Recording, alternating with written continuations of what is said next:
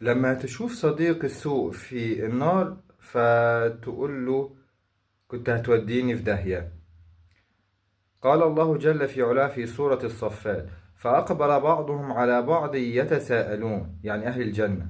قال قائل منهم إني كان لي قرين، كان لي صاحب في الدنيا، يقول أئنك لمن المصدقين أإذا متنا وكنا ترابا وعظاما أئنا لمدينون. أنت بتصدق بالكلام ده وإن في بعث وإن في حساب؟ قال هل أنتم مطلعون؟ قال لأصحابه في الجنة تعالى نبص عليه في النار، على صاحبي ده في النار.